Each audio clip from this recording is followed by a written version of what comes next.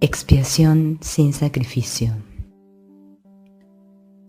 Hay otro punto que debe quedar perfectamente claro antes de que pueda desaparecer cualquier residuo de temor que aún esté asociado con los milagros. La crucifixión no estableció la expiación. Fue la resurrección la que lo hizo. Son muchos los cristianos sinceros que no han entendido esto correctamente. Nadie que esté libre de la creencia en la escasez podría cometer tal equivocación.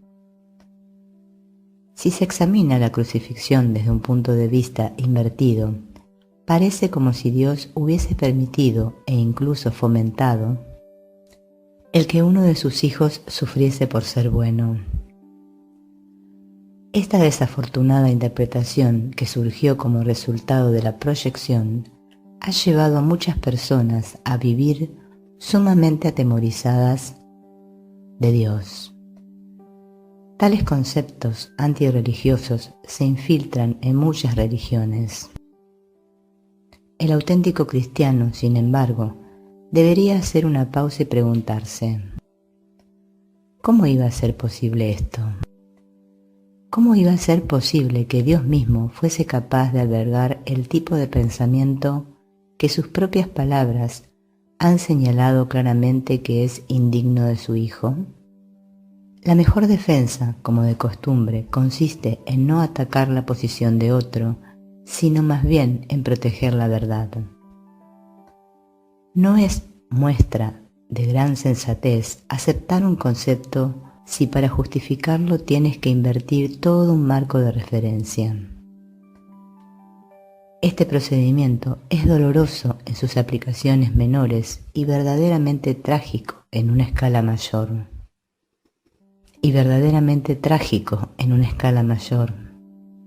Con frecuencia, la persecución termina siendo un intento de justificar la terrible y errónea percepción de que Dios mismo persiguió a su propio Hijo en nombre de la salvación. Ni siquiera las mismas palabras tienen sentido. Superar esto ha sido sumamente difícil, pues si bien este error no es más difícil de corregir que cualquier otro, son muchos los que no han estado dispuestos a abandonarlo en vista de su eminente valor como defensa. Un ejemplo menos dramático, ese del padre que dice: «Esto me duele más a mí que a ti», y se siente exonerado a darle una paliza a su hijo. ¿Crees que nuestro Padre piensa realmente así? Es tan esencial eliminar cualquier pensamiento de este tipo que debemos asegurarnos de que nada semejante permanezca en tu mente. Yo no fui castigado porque tú fueses malo. La lección completamente benévola que la expiación enseña se echa a perder si se mancilla con cualquiera de las formas en que esta clase de distorsión se manifiesta. La afirmación «mía es la venganza», dice el Señor, es una percepción falsa, mediante la cual uno le atribuye a Dios su propio pasado malvado. Ese pasado malvado no tiene nada que ver con Dios. Él no lo creó, ni tampoco lo sustenta. Dios no cree en el castigo. Su mente no crea de esa manera. Dios no tiene nada contra ti por razón de tus malas acciones. ¿Cómo sería posible entonces que me hubiese acusado a mí por ellas? Asegúrate de que reconoces cuán absolutamente imposible es esta suposición y también de que procede enteramente de la proyección.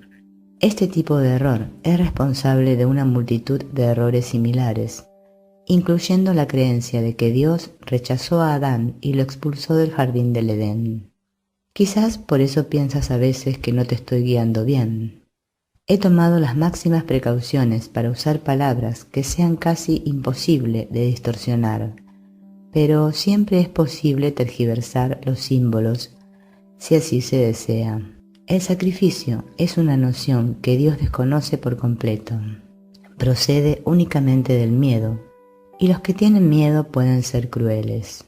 Cualquier forma de sacrificio es una violación de mi exhortación de que debes ser misericordioso al igual como nuestro Padre en el cielo lo es.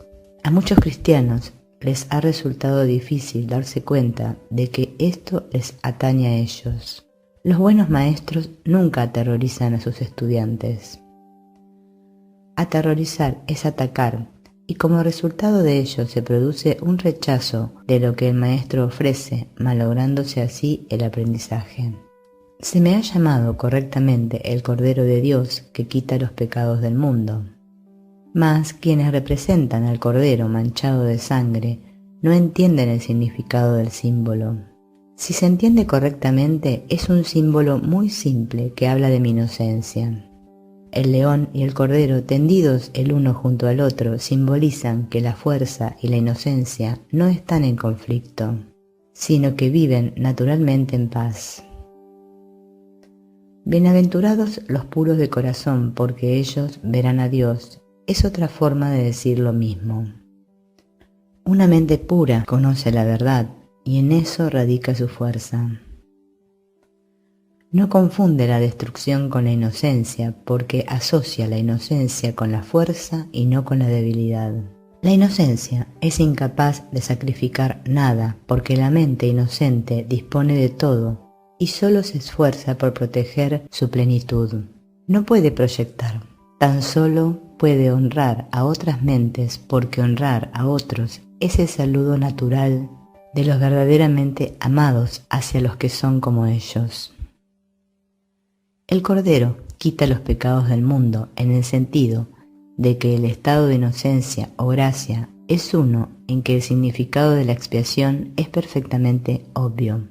La expiación carece por completo de ambigüedad, es perfectamente inequívoca porque existe en la luz. Únicamente los intentos de ocultarla en las tinieblas han hecho que sea inaccesible para aquellos que eligen no ver. La expiación de por sí solo irradia verdad. Es por lo tanto el epítome de la mansedumbre y derrama únicamente bendiciones. No podría hacer eso si procediese de cualquier otra fuente que no fuese la perfecta inocencia. La inocencia es sabiduría porque no tiene conciencia del mal y el mal no existe. No obstante, es perfectamente consciente de todo lo que es verdad.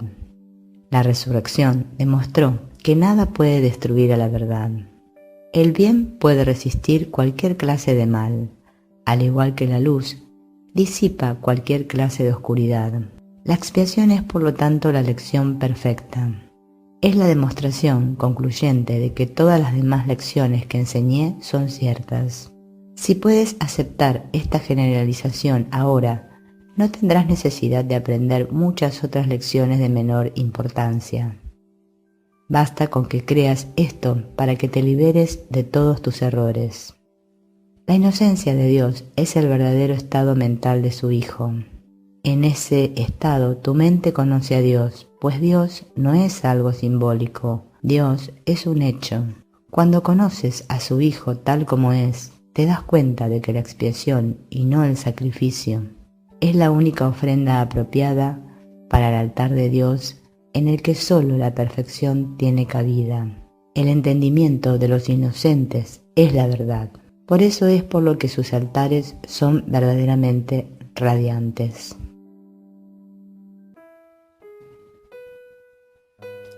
Los milagros y la percepción verdadera. He afirmado que los conceptos básicos a lo que este curso hace referencia no admiten grados.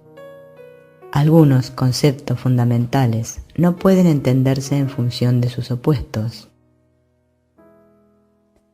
Es imposible concebir la luz y la oscuridad o todo y nada como posibilidades compatibles. Estos conceptos son o completamente verdaderos o completamente falsos. Es esencial que te des cuenta de que tu pensamiento seguirá siendo errático hasta que te comprometas firmemente con la luz o con la oscuridad. No obstante, un compromiso firme con la oscuridad o con la nada es imposible. No hay nadie que haya vivido que no haya experimentado alguna luz o alguna cosa. Nadie es capaz, pues, de negar completamente la verdad, aunque piense que puede. La inocencia no es un atributo parcial. No es real hasta que es total. Los que son parcialmente inocentes a veces tienden a actuar neciamente. Su inocencia no pasa a ser sabiduría hasta que no se convierte en un punto de vista de aplicación universal. La percepción verdadera o percepción inocente significa que nunca percibes falsamente y que siempre ves correctamente. Dicho de una manera más llana, significa que nunca ves lo que no existe y siempre ves lo que sí existe. Cuando no tienes confianza en lo que alguien va a hacer, estás dando testimonio de tu creencia, de que esa persona no está en su mente recta. Difícilmente puede ser ese un marco de referencia basado en el milagro. Esa falta de confianza produce asimismo el efecto desastroso de negar el poder del milagro. El milagro percibe todo tal como es. Si lo único que existe es la verdad, lo único que la mentalidad recta puede ver es perfección. He dicho que solo lo que Dios crea o lo que tú creas con la misma voluntad existe realmente. Eso es, pues, lo único que los inocentes pueden ver. Los inocentes no adolecen de una percepción distorsionada. Tienes miedo de la voluntad de Dios porque has usado tu mente que Él creó a semejanza de la suya propia para crear falsamente. La mente solo puede crear falsamente cuando cree que no es libre. Una mente aprisionada no es libre porque está poseída o refrenada por sí misma. Está, por lo tanto, limitada y la voluntad no es libre de afirmarse a sí misma. Ser uno es ser de una misma mente o voluntad.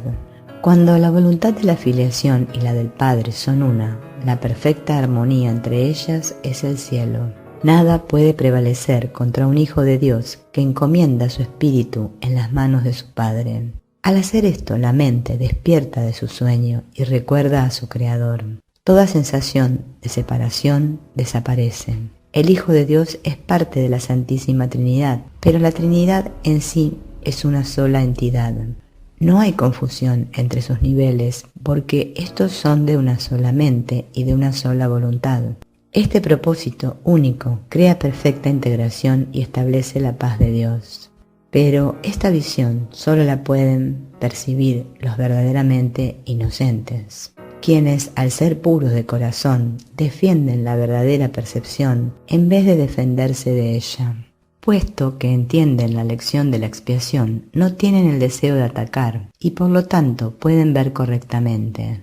Esto es lo que la Biblia quiere decir con cuando Él aparezca o sea percibido, seremos como Él, pues lo veremos tal como es. La manera de corregir las distorsiones es dejando de tener fe en ellas y depositándola únicamente en lo que es verdad.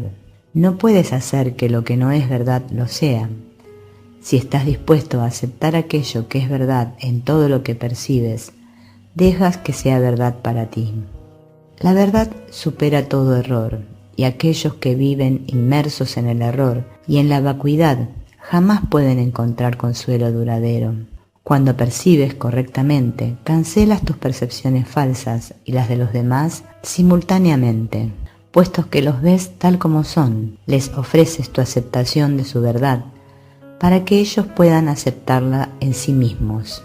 Esta es la curación que el milagro produce.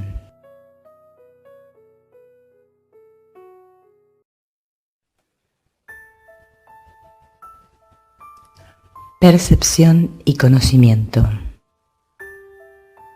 Hemos estado haciendo hincapié en la percepción y apenas hemos hablado del conocimiento. Esto ha sido así porque la percepción tiene que ser corregida antes de que puedas llegar a saber nada. Saber es tener certeza. La incertidumbre significa que no sabes. El conocimiento es poder porque goza de certeza y la certeza es fuerza. La percepción es temporal.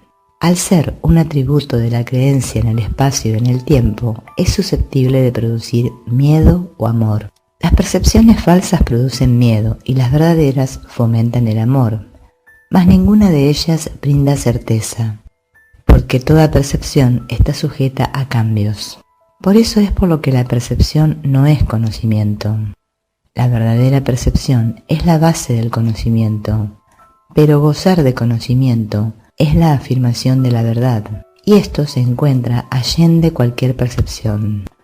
Todas tus dificultades proceden del hecho de que no te reconoces a ti mismo, ni reconoces a tu hermano, ni reconoces a Dios. Reconocer significa conocer de nuevo, implicando que antes gozabas de conocimiento. Puedes ver de muchas maneras debido a que la percepción entraña interpretación, y eso quiere decir que no es íntegra ni consistente. El milagro, al ser una manera de percibir, no es conocimiento. Es la respuesta correcta a una pregunta, mas cuando sabes no preguntas. El primer paso en el proceso de deshacer lo ilusorio es cuestionarlo. En milagro, la respuesta correcta lo corrige. Dado que las percepciones cambian, su dependencia del tiempo es obvia.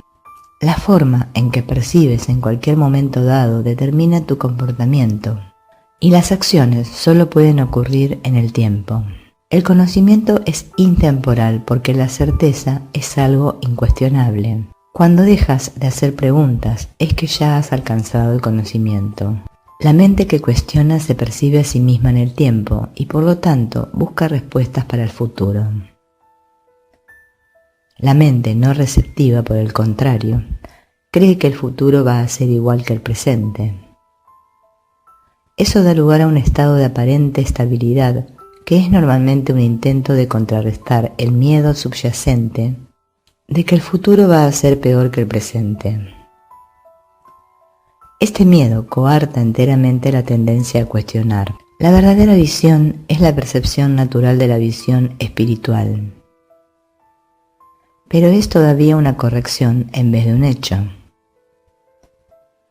La visión espiritual es simbólica y por lo tanto no es un instrumento de conocimiento.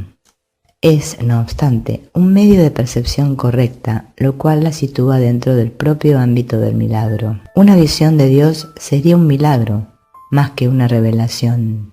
El hecho en sí de que la percepción esté involucrada demuestra que la experiencia no pertenece a la esfera del conocimiento. De ahí que las visiones, por muy santas que sean, son efímeras. La Biblia te exhorta a que te conozcas a ti mismo, o lo que es lo mismo, a que tengas certeza. La certeza es siempre algo propio de Dios. Cuando amas a alguien lo has percibido tal como es, y eso te permite conocerlo. Hasta que primero no lo percibas tal como es, no lo podrás conocer. Mientras sigas cuestionando lo que Él es, estarás implicando claramente que no conoces a Dios. La certeza no requiere acción. Cuando dices que estás actuando basándote en tu conocimiento, estás confundiendo el conocimiento con la percepción. El conocimiento provee la fuerza para el pensamiento creativo, no para la acción recta. La percepción, el milagro y la acción están estrechamente vinculados. El conocimiento es el resultado de la revelación y genera solo pensamiento. La percepción, aún en su forma más espiritualizada, incluye al cuerpo. El conocimiento procede del altar interno y es intemporal porque goza de certeza. No es lo mismo percibir la verdad que conocerla. Una percepción correcta es necesaria antes de que Dios pueda comunicarse directamente con sus altares, los cuales Él estableció en sus hijos. En dichos altares es donde Él puede comunicar su certeza, y su conocimiento inevitablemente brindará paz. Dios no es un extraño para sus hijos, ni sus hijos son extraños entre sí. El conocimiento precedió tanto a la percepción como al tiempo, y finalmente los reemplazará. Ese es el verdadero significado de el alfa y la omega, el principio y el fin. Y de antes que Abraham naciese era yo. La percepción puede y debe ser estabilizada, pero el conocimiento ya es estable. Teme a Dios y observa sus mandamientos. Pasa a ser, conoce a Dios y acepta su certeza. Si atacas el error que ves en otro, te harás daño a ti mismo. No puedes conocer a tu hermano si lo atacas. Los ataques siempre se lanzan contra extraños. Al percibir falsamente a tu hermano, lo conviertes en un extraño y por lo tanto no puedes conocerlo. Le tienes miedo porque lo has convertido en un extraño. Percíbelo correctamente para que lo puedas conocer. En la creación de Dios no hay extraños. Para poder crear como Él creó, tan solo puedes crear lo que conoces y lo que por lo tanto aceptas como tuyo. Dios conoce a sus hijos con absoluta certeza. Los creó conociéndolos. Los reconoce perfectamente. Cuando ellos no se reconocen entre sí, no lo reconocen a Él.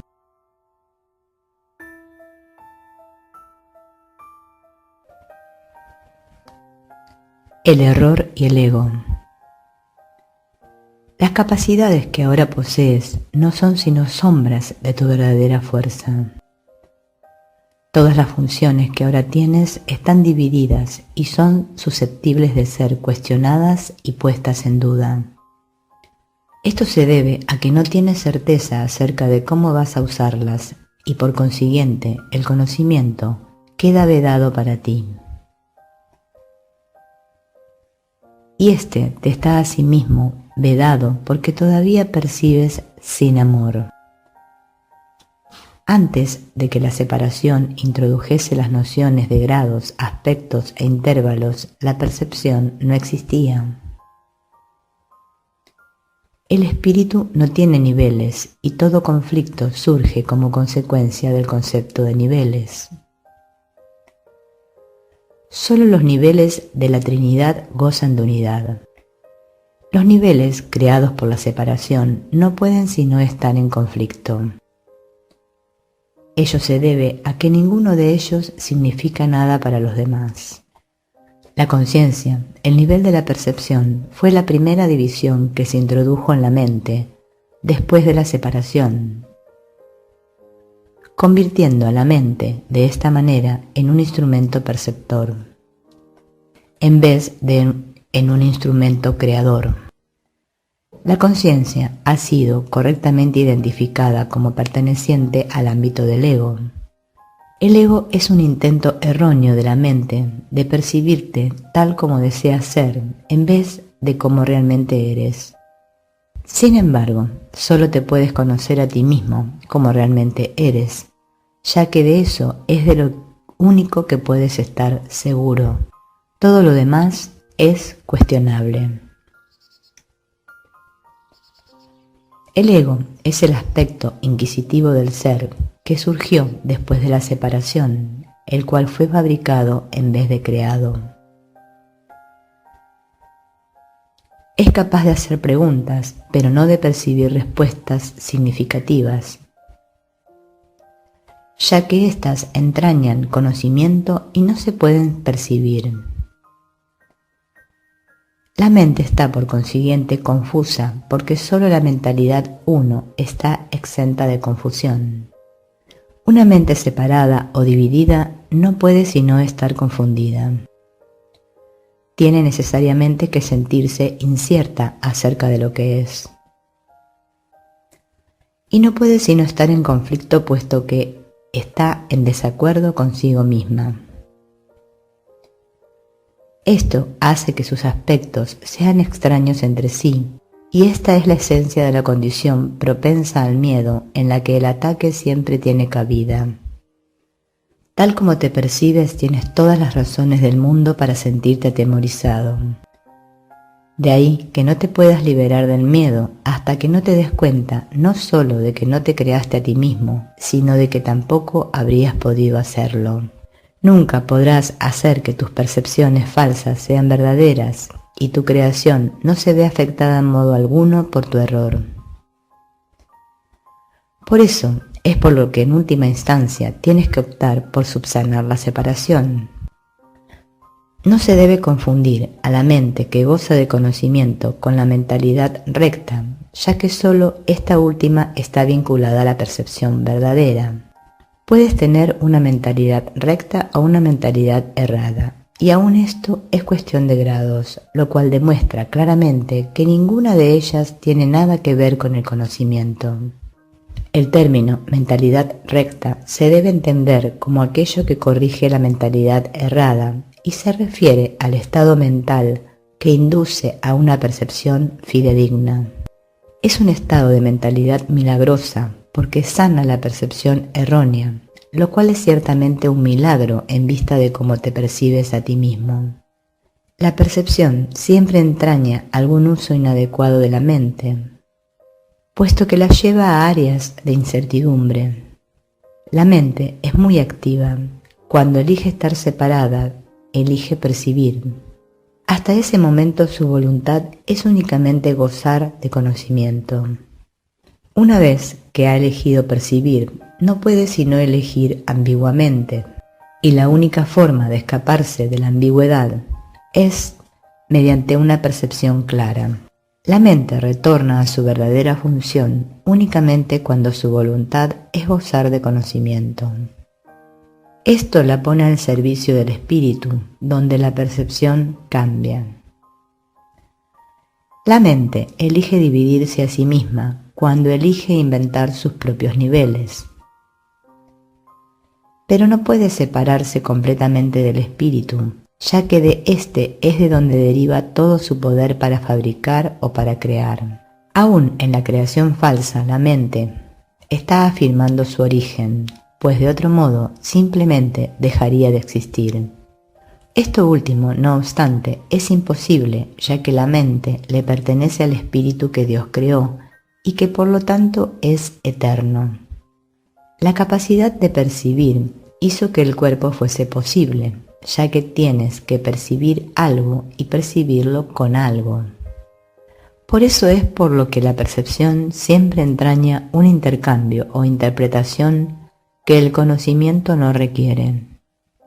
La función interpretativa de la percepción, que es una forma de creación distorsionada, te permitió entonces llegar a la conclusión de que tú eres tu cuerpo, en un intento de escapar del conflicto que tú mismo habías provocado. El espíritu, que goza de absoluto conocimiento, no pudo avenirse a esta pérdida de poder, ya que es incapaz de albergar oscuridad. Esto hizo que el espíritu fuese casi inaccesible a la mente y completamente inaccesible al cuerpo. A partir de ahí se percibió al espíritu como una amenaza, puesto que la luz disipa la oscuridad, al mostrarte simplemente que ésta no se encuentra ahí. La verdad siempre prevalecerá sobre el error de este modo. No puede ser este un proceso activo de corrección, porque como ya he puesto de relieve, el conocimiento no hace nada. Puede ser percibido como un agresor, pero no puede atacar. Lo que tú percibes como su ataque es tu propio vago reconocimiento de que el conocimiento siempre se puede recordar al no haber sido jamás destruido. Dios y sus creaciones permanecen a salvo y saben, por lo tanto, que no existe ninguna creación falsa. La verdad no puede lidiar con los errores que tú deseas conservar. Yo fui un hombre que recordó al espíritu y su conocimiento. Como hombre no traté de contrarrestar los errores con el conocimiento, sino de corregir el error de raíz. Demostré tanto la impotencia del cuerpo como el poder de la mente. Al unir mi voluntad con la de mi Creador, recordé naturalmente al espíritu y su verdadero propósito. Yo no puedo unir tu voluntad a la de Dios por ti, pero puedo borrar todas las percepciones falsas de tu mente si la pones bajo mi tutela. Solo tus percepciones falsas se interponen en tu camino. Sin ellas no hay duda de la alternativa que elegirías, pues una percepción sana induce a una elección sana. No puedo elegir por ti, pero puedo ayudarte a que elijas correctamente. Muchos son los llamados, pero pocos los escogidos. Debería rezar. Todos son llamados, pero son pocos los que eligen escuchar. Por lo tanto, no eligen correctamente. Los escogidos son sencillamente los que eligen correctamente más pronto. Las mentes sanas pueden hacer esto ahora y al hacerlo hallarán descanso para sus almas. Dios te conoce solo en paz y esa es tu única realidad.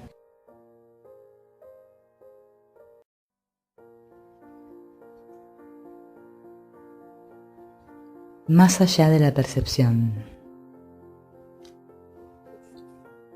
He dicho que las capacidades que ahora posees no son sino sombras de tu verdadera fortaleza y que la percepción que es intrínsecamente enjuiciadora comenzó solo después de la separación. Desde entonces nadie ha estado seguro de nada. He dejado claro asimismo que la resurrección fue el medio para regresar al conocimiento, lo cual se logró mediante la unión de mi voluntad con la de mi Padre. Es oportuno ahora establecer una distinción que ha de clarificar algunos de los postulados que se presentarán más adelante. Desde que se produjo la separación ha habido una gran confusión entre las palabras crear y fabricar. Cuando fabricas algo, lo haces como resultado de una sensación específica de carencia o de necesidad. Nada que se haya hecho con un propósito específico tiene la capacidad de poder generalizarse.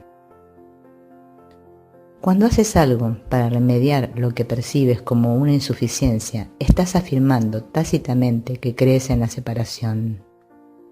El ego ha inventado un gran número de sistemas de pensamiento ingeniosos con este propósito, mas ninguno de ellos es creativo. La inventiva, aún en su manifestación más ingeniosa, es un esfuerzo en vano. Su naturaleza sumamente específica apenas se compara con la creatividad abstracta de las creaciones de Dios. El conocimiento, como ya hemos observado, no conduce a la acción.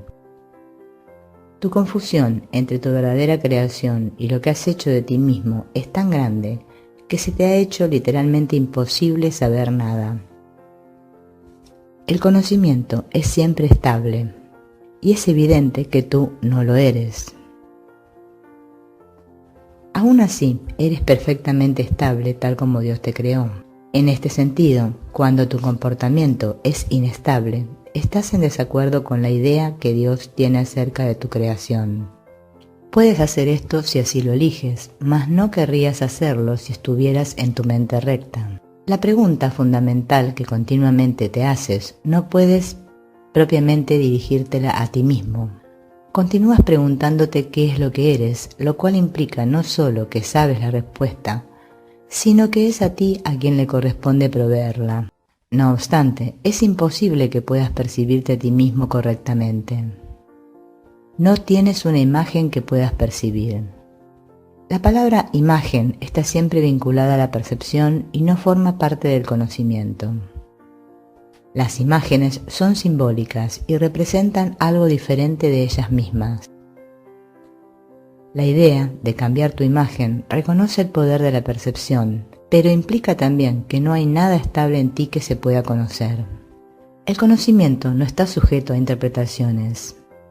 Puedes tratar de interpretar el significado de algo, pero en eso siempre existe la posibilidad de equivocarse porque se refiere a la percepción que se tiene del significado. Tales incongruencias son el resultado de tus intentos de considerarte a ti mismo separado y no separado al mismo tiempo. Es imposible incurrir en una confusión tan fundamental sin aumentar aún más tu confusión general.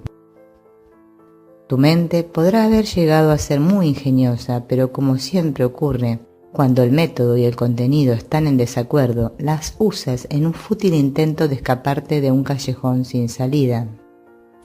La ingeniosidad no tiene nada que ver con el conocimiento, pues el conocimiento no requiere ingeniosidad. El pensamiento ingenioso no es la verdad que te hará libre, pero te liberarás de la necesidad de usarlo una vez que estés dispuesto a prescindir de él. La oración es una forma de pedir algo. es el vehículo de los milagros, mas la única oración que tiene sentido es la del perdón, porque los que han sido perdonados lo tienen todo. Una vez que se ha aceptado el perdón, la oración, en su sentido usual, deja de tener sentido.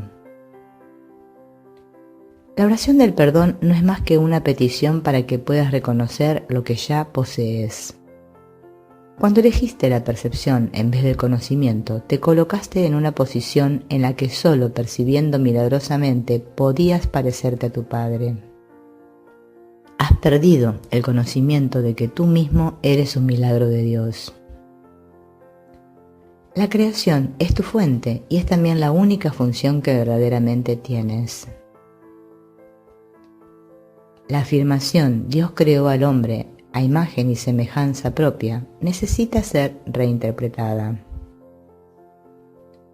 Imagen puede entenderse como pensamiento y semejanza como de una calidad semejante.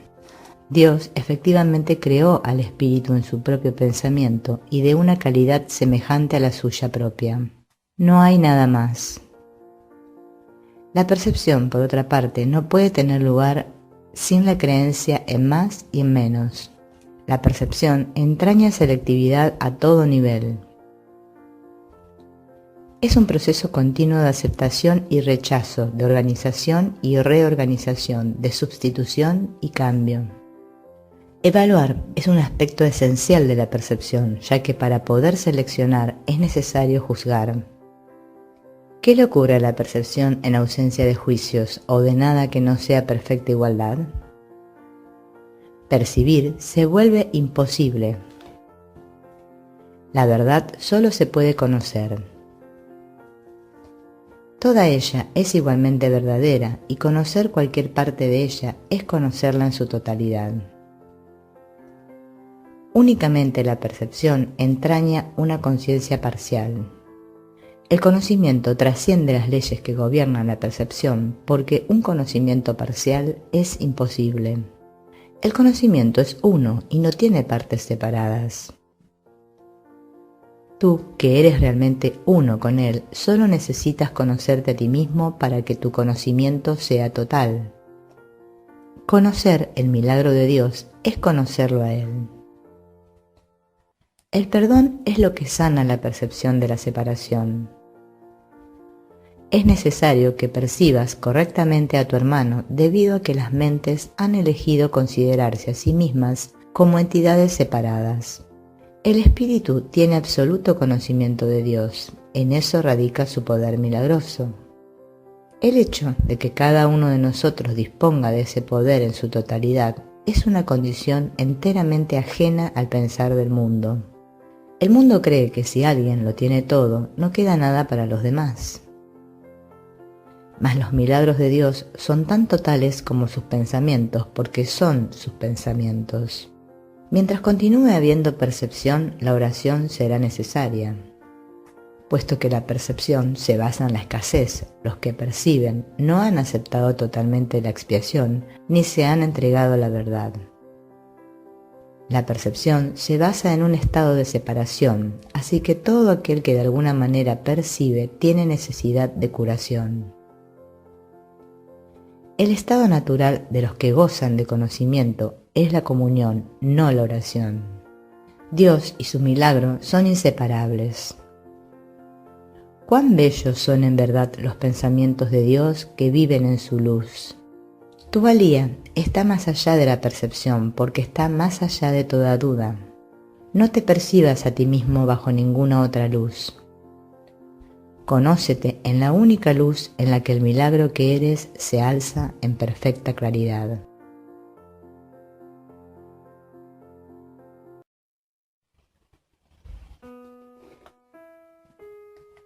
Los juicios y el problema de la autoridad. Hemos hablado ya del juicio final, aunque no con gran detalle. Después del juicio final no habrá ningún otro. Dicho juicio es simbólico porque más allá de la percepción no hay juicios. Cuando la Biblia dice no juzguéis y no seréis juzgados, lo que quiere decir es que si juzgas la realidad de otros, no podrás evitar juzgar la tuya propia. La decisión de juzgar en vez de conocer es lo que nos hace perder la paz. Juzgar es el proceso en el que se basa la percepción, pero no el conocimiento. He hecho referencia a esto anteriormente al hablar de la naturaleza selectiva de la percepción, y he señalado que la evaluación es obviamente su requisito previo. Los juicios siempre entrañan rechazo. Nunca ponen de relieve solamente los aspectos positivos de lo que juzgan, ya sea en ti o en otros. Lo que se ha percibido y se ha rechazado, o lo que se ha juzgado y se ha determinado que es imperfecto, permanece en tu mente porque ha sido percibido. Una de las ilusiones de las que adoleces es la creencia de que los juicios que emites no tienen ningún efecto. Esto no puede ser verdad, al menos que también creas que aquello contra lo que has juzgado no existe. Obviamente no crees esto, pues de lo contrario no habrías juzgado. En última instancia, no importa si tus juicios son acertados o no, pues en cualquier caso estás depositando tu fe en lo irreal. Esto es inevitable, independientemente del tipo de juicio de que se trate, ya que juzgar implica que abrigas la creencia de que la realidad está a tu disposición para que la puedas seleccionar de ella lo que mejor te parezca. No tienes idea del tremendo alivio y de la profunda paz que resultan de estar con tus hermanos o contigo mismo sin emitir juicios de ninguna clase. Cuando reconozcas lo que eres y lo que tus hermanos son, te darás cuenta de que juzgarlos de cualquier forma que sea no tiene sentido. De hecho, pierdes el significado de lo que ellos son precisamente porque los juzgas. Toda incertidumbre procede de la creencia de que es imprescindible juzgar. No tienes que juzgar para organizar tu vida y definitivamente no tienes que hacerlo para organizarte a ti mismo. En presencia del conocimiento, todo juicio queda automáticamente suspendido y este es el proceso que le permite al conocimiento reemplazar a la percepción. Tienes miedo de todo aquello que has percibido y te has negado a aceptar. Crees que por haberte negado a aceptar has perdido control sobre ello. Por eso es por lo que lo ves en pesadillas o disfrazado bajo apariencias agradables en lo que parecen ser tus sueños más felices. Nada que te hayas negado a aceptar puede ser llevado a la conciencia. De por sí no es peligroso, pero tú has hecho que a ti te parezca que lo es. Cuando te sientes cansado, es porque te has juzgado a ti mismo como capaz de estar cansado. Cuando te ríes de alguien, es porque has juzgado a esa persona como alguien que no vale nada. Cuando te ríes de ti mismo, no puedes por menos que reírte de los demás, aunque solo sea porque no puedes tolerar la idea de ser menos que ellos. Todo esto hace que te sientas cansado, ya que es algo básicamente descorazonador. No eres realmente capaz de estar cansado, pero eres muy capaz de agotarte a ti mismo. La fatiga que produce el juzgar continuamente es algo realmente intolerable. Es curioso que una habilidad tan debilitante goce de tanta popularidad. No obstante, si deseas ser el autor de la realidad, te empeñarás en aferrarte a los juicios. También les tendrás miedo y creerás que algún día serán usados contra ti. Sin embargo, esta creencia solo puede existir en la medida en que creas en la eficacia de los juicios como un arma para defender tu propia autoridad. Dios ofrece únicamente misericordia. Tus palabras deben reflejar solo misericordia, porque eso es lo que has recibido y eso es lo que deberías dar. La justicia es un expediente temporal o un intento de enseñarte el significado de la misericordia. Es juzgadora únicamente porque tú eres capaz de cometer injusticias. He hablado de distintos síntomas y a ese nivel la variedad de los mismos es casi infinita. Todos ellos tienen, no obstante, una sola causa, el problema de la autoridad. Esta es la raíz de todo mal. Cada síntoma que el ego inventa es una contradicción, debido a que la mente está dividida entre el ego y el Espíritu Santo, de tal modo que cualquier cosa que el ego haga es parcial y contradictoria. Esta posición insostenible es el resultado del problema de la autoridad, que, al aceptar como premisa el único pensamiento inconcebible, solo puede producir ideas que a su vez son inconcebibles. El problema de la autoridad es en realidad una cuestión de autoría. Cuando tienes un problema de autoridad es siempre porque crees ser tu propio autor y proyectas ese engaño sobre los demás. Percibes entonces la situación como una en la que los demás están literalmente luchando contigo para arrebatarte tu autoría. Este es el error fundamental de todos aquellos que creen haber usurpado el poder de Dios. Esta creencia les resulta aterradora, pero a Dios ni siquiera le inquieta. Él está deseoso, no obstante, por erradicarla, no como un castigo para sus hijos, sino tan solo porque sabe que les produce infelicidad. Las creaciones de Dios disponen de la verdadera autoría, mas tú prefieres permanecer anónimo cuando eliges separarte de tu autor. Al no tener certeza con respecto a quién es tu verdadero autor, crees que tu creación fue anónima. Esto te pone en una situación en la que lo único que parece tener sentido es creer que tú te creaste a ti mismo. La disputa acerca de quién es tu autor ha dejado a tu mente en tal estado de incertidumbre que ésta puede incluso llegar a dudar de que tú realmente existas. Solo los que abandonan todo deseo de rechazar pueden saber que es imposible que ellos puedan ser rechazados. No has usurpado el poder de Dios, pero lo has perdido. Afortunadamente, perder algo no significa que haya desaparecido. Significa simplemente que no recuerdas dónde está. Su existencia no depende de que puedas identificarlo o incluso localizarlo. Es posible contemplar la realidad sin juzgar y simplemente saber que está ahí. La paz es el patrimonio natural del espíritu. Todo el mundo es libre de rechazar su herencia, pero no de establecer lo que ésta es. El problema que todos tienen que resolver es la cuestión fundamental de la autoría. Todo miedo procede en última instancia y a veces por rutas muy tortuosas de negar la verdadera autoría. La ofensa no es nunca contra Dios, sino contra aquellos que lo niegan. Negar su autoría es negarte a ti mismo la razón de tu paz, de modo que solo te puedes ver a ti mismo fragmentado. Esta extraña percepción es el problema de la autoridad.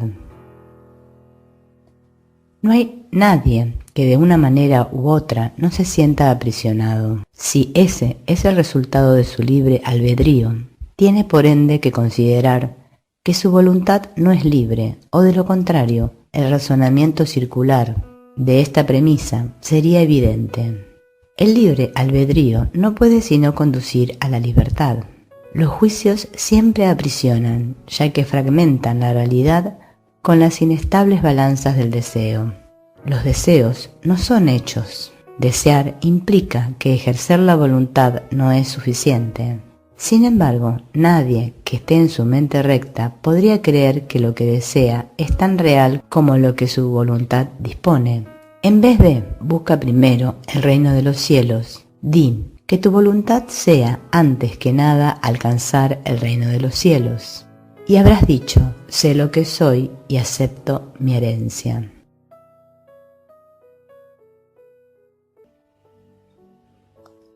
Crear en contraposición a fabricar una imagen propia. Todo sistema de pensamiento tiene que tener un punto de partida. Empieza ya sea creando o fabricando. Diferencia esta a la que ya hemos hecho referencia. La semejanza entre ambas cosas reside en el poder que tienen como cimientos. su diferencia en lo que descansa sobre ellas. Ambas son piedras angulares de sistemas de creencias por las que uno rige su vida. Creer que un sistema de pensamiento basado en mentiras es débil es un error. Nada que un hijo de Dios haya hecho carece de poder. Es esencial que te des cuenta de esto, pues de lo contrario no podrás escapar de la prisión que tú mismo has construido. No puedes resolver el problema de la autoridad menospreciando el poder de tu mente. Hacer esto es engañarte a ti mismo, y ello te hará daño porque realmente comprendes el poder de la mente. Comprendes también que no puedes debilitarla de la misma manera en que tampoco puedes debilitar a Dios. El diablo es un concepto aterrador porque parece ser sumamente poderoso y sumamente dinámico. Se le percibe como una fuerza que lucha contra Dios por la posesión de sus creaciones. El diablo engaña con mentiras y erige reinos en los que todo está en directa oposición a Dios. Sin embargo, atrae a los hombres en vez de repelerlos, y estos están dispuestos a venderle sus almas a cambio de regalos sin ningún valor. Esto no tiene ningún sentido. Hemos hablado ya de la caída o separación, mas su significado tiene que comprenderse claramente. La separación es un sistema de pensamiento que, si bien es bastante real en el tiempo, en la eternidad no lo es en absoluto.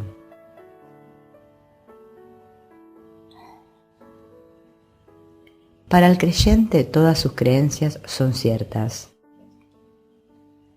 En el jardín simbólico se prohibió la fruta de un solo árbol, mas Dios no pudo haberla prohibido, o de lo contrario nadie la habría podido comer. Si Dios conoce a sus hijos, y yo te aseguro que los conoce, ¿cómo iba a ponerles en una situación en la que su propia destrucción fuese posible? Al árbol prohibido se le llamó el árbol del conocimiento. Sin embargo, Dios creó el conocimiento y se lo otorgó libremente a todas sus creaciones. Este simbolismo se ha interpretado de muchas maneras, pero puedes estar seguro de que cualquier interpretación que conciba a Dios o a sus creaciones como capaces de destruir su propio propósito es errónea. Comer de la fruta del árbol del conocimiento es una expresión que simboliza la usurpación de la capacidad de autocrearse. Solamente en este sentido no son Dios y sus creaciones co-creadores. La creencia de que lo que son está implícita en el autoconcepto, o sea, la tendencia del ser a forjar una imagen de sí mismo. Las imágenes solo se pueden percibir, no conocer.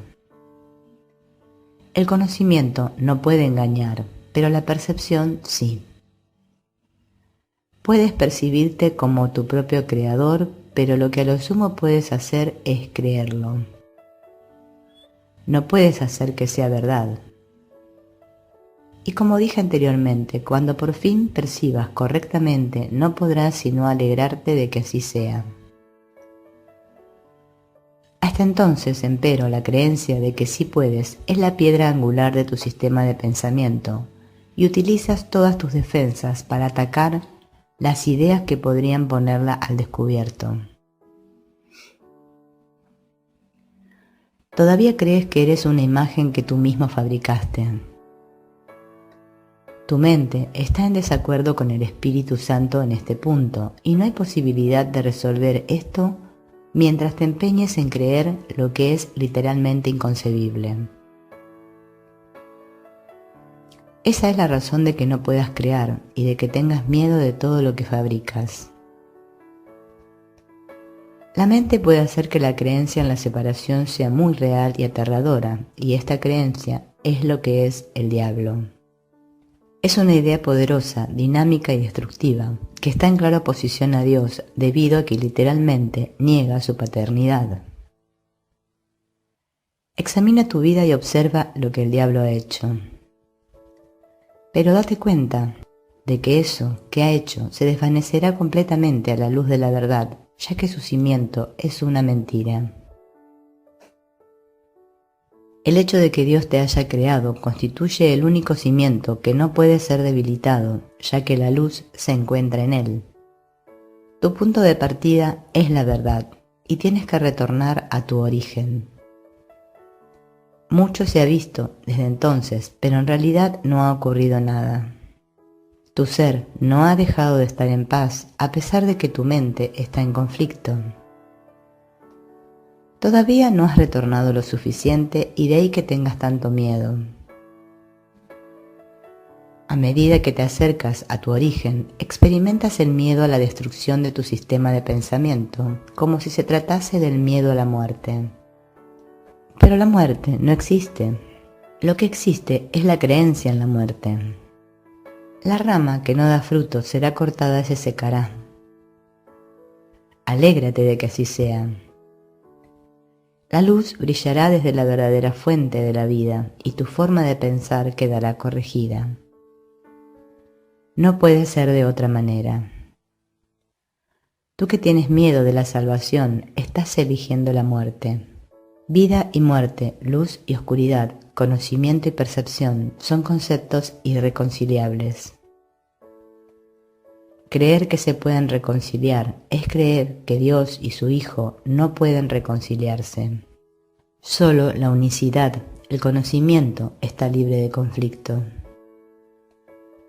Tu reino no es de este mundo, porque te fue dado desde más allá de él. La idea de un problema de autoridad tiene sentido únicamente en este mundo. Al mundo no se le abandona mediante la muerte, sino mediante la verdad, y la verdad solo la pueden conocer aquellos para quienes el reino fue creado y por quienes espera.